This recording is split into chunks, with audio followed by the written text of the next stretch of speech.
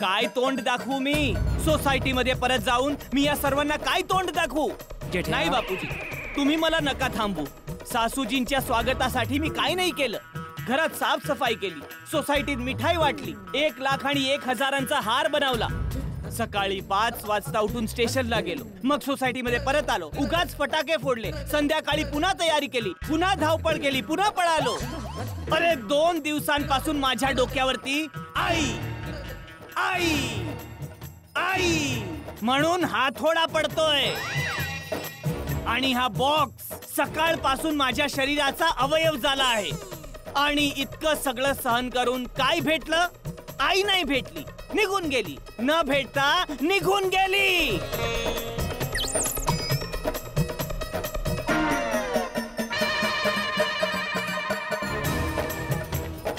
नाही दया, हे असं नाही चालणार. सासूजींना परत बोलवावंच लागणार. कारण हे फक्त माझं अपमान नाही आहे, हे बापूजींचा सुद्धा अपमान आहे. चल, एक वेळ मी माझं अपमान सहन करू शकतो, पण बापूजींचा अपमान कधीही सहन करणार नाही.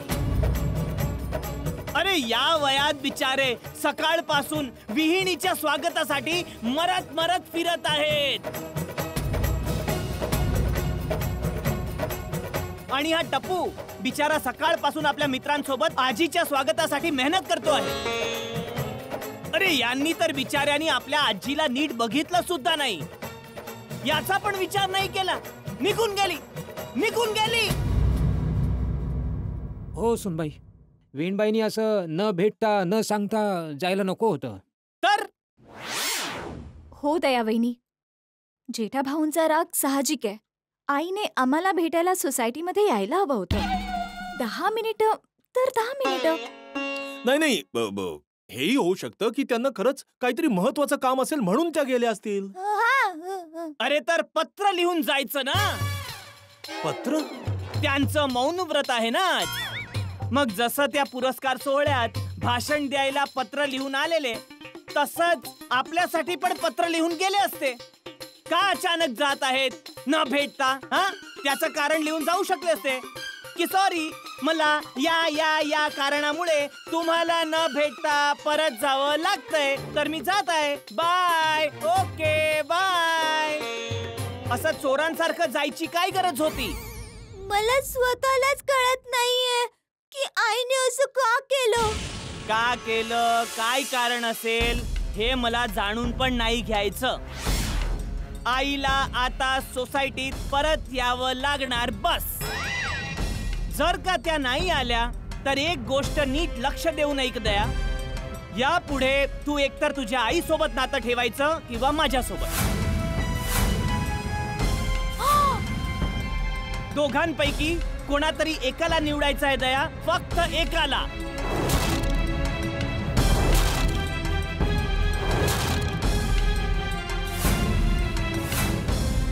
प्रभूचे पप्पा, हे तुम्ही काय बोलताय? प्लीज अशी शिक्षा नका देऊ ना. ही शिक्षा नाही आहे दया, हा माझ्या अपमानाचा बदला आहे. आजपासून तू आईला फोन करायचा नाही आणि त्यांचा फोन आला तरी उचलायचा नाही. आजवर अशा बऱ्याच गोष्टी आहेत ज्या माझ्या मनाला लागल्या, तरीही मी मोठ्या मनाने हृदयावर दगड ठेवून सगळं सहन केलं, पण यापुढे नाही. आता नाही. आता मला जावई म्हणून हक्क पाहिजे. मला माझी सासू पाहिजे. मला आज माझी सासू पाहिजे, बस. पण मी काय करू शकते? कुठून घेऊन येऊ आईला? ते सगळं मला नाही माहित आहे. मला फक्त इतकं माहित आहे की जर का आज सासूजी नाही आल्या तर माझं आणि सासूजींचं नातं संपलं.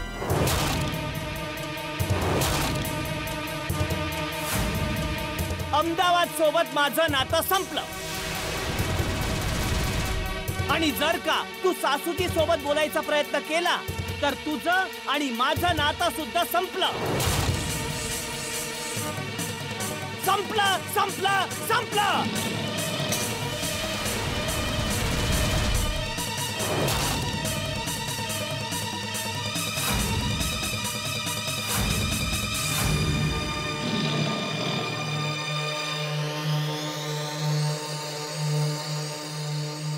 बापूजी. सुनबाई, वीणबाईनी केलंच असं आहे की मी जेठाला काय सांगू?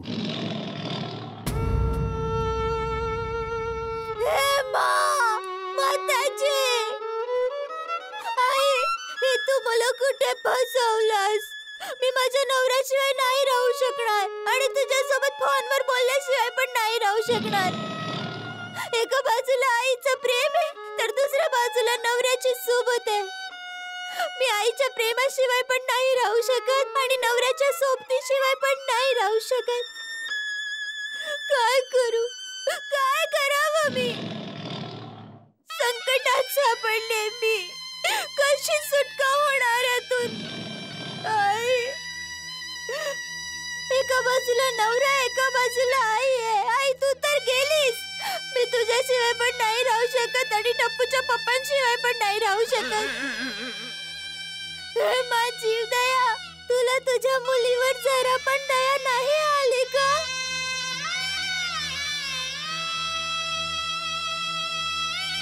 सुनबाई, तू एक काम कर, सुंदरला फोन लाव आणि त्याला सांग की वीणबाईनं समजावून सोसायटीमध्ये घेऊन ये. सगळं काही सुरळीत होऊन जाईल. हो, ठीक आहे. टपूचे पप्पा, तुमचा फोन द्याल? लावला आहे फोन. हा बोला भाऊजी. जिजाजी नाही, मी बोलते वीरा. काय झालं ताई?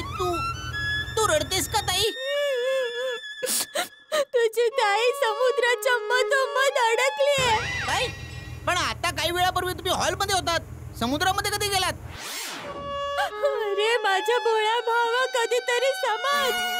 आई टपूच्या पप्पांना भेटल्याशिवाय निघून गेली आणि आमच्या गोकुळधाम सोसायटीमध्ये पण नाही आली. म्हणून टपूचे पप्पा खूप रागावलेत. पण आईला महत्वाचं काम आलं असणार म्हणून ती गेली असणार. आणि मी इथे अहमदाबाद मध्ये माझ्या मित्राच्या आईला बघायला चाललोय ना. हे मला माहित नाही वीरा. माझ्या संसारात आग लागलीये आणि ती आग विझवायला आईला यावंच लागणार. अरे पण वीरा, तुझे जिजाजी असे बोलले की तुझी आई जर का आत्ताच्या आत्ता परत नाही आली तर आपलं नवरा बायकोचं नातं संपलं. काय? हो वीरा, आणि या नात्याच्या वादळात एका बाजूला आईचं प्रेम आहे तर दुसऱ्या बाजूला नवऱ्याची सोबत आहे. आता एका बाजूला मी तराजूला कशी काय वागवू शकते वीरा? बोल ना, बोल ना. ताई, ही तर खूप मोठी गडबड झाली ग. तसं टप्पूच्या पप्पांना राग येणं पण साहजिक आहे. आई असं न भेटता निघून जाणार तर कसं चालेल ना? आईला काही पण करून परत घेऊन यावं लागणार वीरा. पण आई तर समाजसेविक आहे ना. ती असंही कुठे थांबत नाही. ती तर आता विमानामध्ये असेल ताई. तर वीरा, विमानाला उलट फिरव. वीरा, मी आता माहेरी नाही, सासरी आहे आणि मला माझ्या सासरवाडीची अब्रू पण प्रिय आहे. वीरा, आमच्या गडा परिवारावर खूप मोठा डाग लागण्याआधी तू आईला घेऊन इथे ये. जर का आई आली नाही ना तर सीता मातेला जशी अग्निपरीक्षा द्यावी लागली होती तशी अग्निपरीक्षा मला पण द्यावी लागेल. वीरा, काही पण होऊ दे पण आईला घेऊन ये. मी मी मी प्रयत्न करून बघतो ताई. ठीक आहे, प्रयत्न कर. प्रयत्न नाही. नाही, प्रयत्न नाही वीरा. तुला आईला घेऊन यावंच लागणार आहे, काही कारण असो. वीरा, ही तुझ्या ताईची विनंती आहे. ठीक आहे ताई, तू माझं म्हणणं नीट ऐकून घे. हे बघ सुंदर, तुला स्पष्ट सांगतो की आज जर का सासूजींची पावलं आमच्या सोसायटीत नाही पडली तर आपलं नातं कायमचं संपलं समज.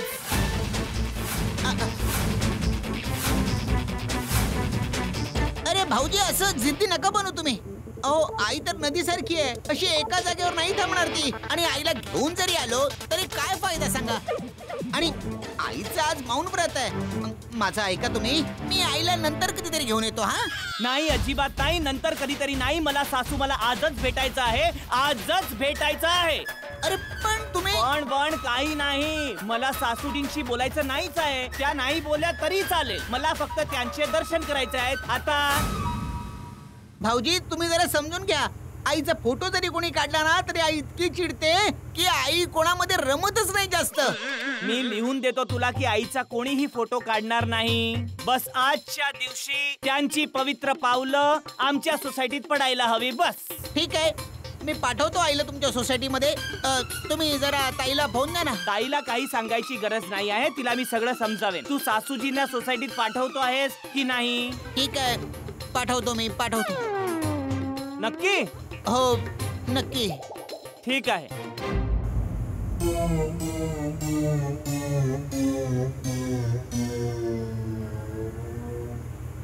हॅलो, जरा आईला फोन दे ना. काय झालं? काय बोला सुंदरवीरा? सुंदर असा बोलला की तो सासूजींना सोसायटीत पाठवतोय. अरे वा वा वा वा, क्या बात आहे. खूपच मस्त, खूपच मस्त. चला चला लवकर सोसायटीमध्ये पोहोचूया. चला. हो तुम्ही सगळे गाडीत बसा, मी जरा भिडेला फोन करून आलो जरा. हो हो, चला चला. काय करू त्यांच्या नावाने मला का करू?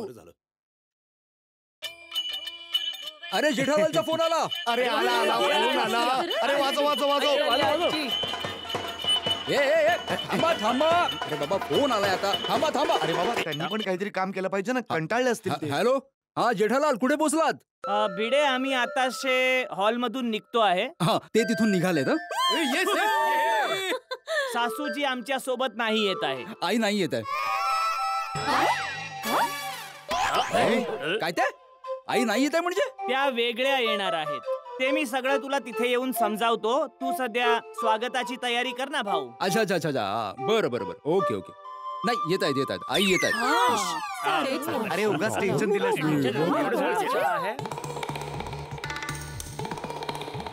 आज मी सुद्धा आपल्या सासूजींचा खतरनाक स्वागत करणार.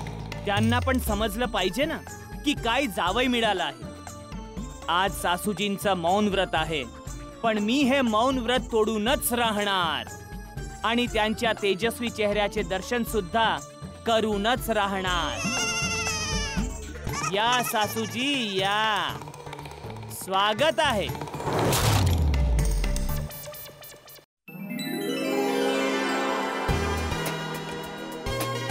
ओय भिडू, ओय एक गोष्ट तर मान्य करावी लागेल. दया वहिनींच्या आईच्या स्वागतासाठी तू सोसायटीला खूप छान सजवलीस यार. हो बाबा हो, भिडेने यावेळी काहीच कंजूसपणा नाही दाखवला. करेक्ट आहे. हो बरोबर पोपटलाल, सगळी तयारी केली आहे. बँड वाल्यांना पण परत बोलवलंय. आणि असंही आता या क्षणी मी आत्माराम तुकाराम भिडे गोकुळधाम सोसायटीचा एकमेव सेक्रेटरी नाही आहे. जेठालालचा शेजारी आधी आहे. वा वा भिडे वा वा. मग आणि तसंही त्या वहिनींच्या आईची आम्ही आतुरतेने वाट पाहतो. अजून आई आली का नाही? परत विचार बदलले तर नाही ना? जर का परत विचार बदलले ना? नाही नाही नाही, आई येणार, नक्की येणार. जर तिने वचन दिलंय तर ती पूर्ण करणारच. आमच्या घरी सगळं रघुकुळ सारखं आहे. प्राण जातील पण वचन नाही. आई नक्की येणार. चला चला, तुम्ही पटकन हातात हार घेऊन उभे अरे राहा. बाबा, हार तयारच आहे आणि मी सुद्धा तयार आहे, पण आई आली तर पाहिजे ना. तसं जेठाजी, मला म्हणावंच लागेल की तुम्ही एक वर्ल्ड रेकॉर्ड बनवण्याच्या मार्गावर आहात. World record? हो. जगातले तुम्ही पहिले जावई असणार जे आपल्या सासूचं स्वागत इतक्या महाग हाराने करणार आहात. थँक्यू बबिताजी. पण ते म्हणतात ना की रेकॉर्ड बनतात कारण आपण त्यांना तोडू शकतो. म्हणून मला ठाऊक आहे की जेव्हा तुमची आई येणार तेव्हा अय्यर भाऊ 11 लाखाचा हार त्यांना अर्पण करून हा वर्ल्ड रेकॉर्ड नक्की मोडणार. बरोबर ना अय्यर भाऊ? जेठालाल, बबिताच्या आईला बाजूला ठेव. दया वहिनीचा आई येणार आहे की नाही ते सांगा. अय्यर भाऊ येणार. माझा आई नक्की येणार. म्हणजे माझी आई नक्की येणार आहे. हो. सेठजी, आय मस्ट से, हा once in the lifetime moment बनणार आहे जेव्हा तुम्ही तुमच्या सासूबाईंना 1,01,000 रुपयाचा हार घालणार. थँक्यू शेठजी. तुम्ही हा ऐतिहासिक कार्यक्रम बघण्यासाठी आम्हाला इकडे येण्याची परवानगी दिली. बघ बघ बाघा, नटू काका सगळेच किती उत्साही आहेत सासूजींना भेटायला. बबिताजी, अय्यर भाऊ, हाथी भाऊ सगळी कामं सोडून धंद्याला लागली आहेत. म्हणजे आईची वाट बघत आहे त्यांना भेटायची. आज जर का सासू नाही आल्या ना तर सॉरी. आई येणार, नक्की येणार आई.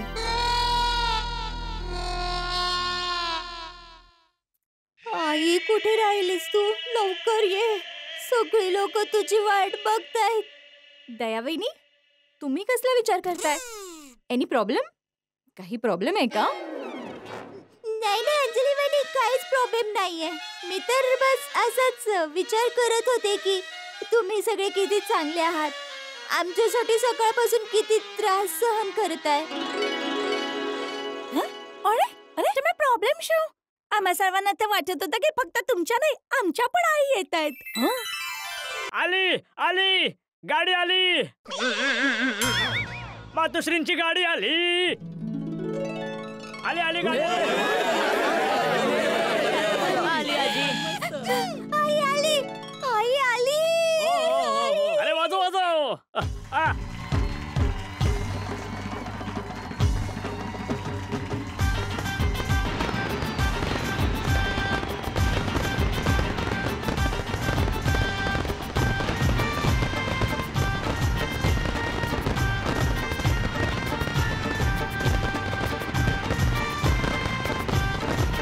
अय्यर भाऊ, आज तर फटाके पण खुश झाले. अरे जेठालालची सासू येत आहे तर फटाके पण खुश होणार ना. बरोबर आहे.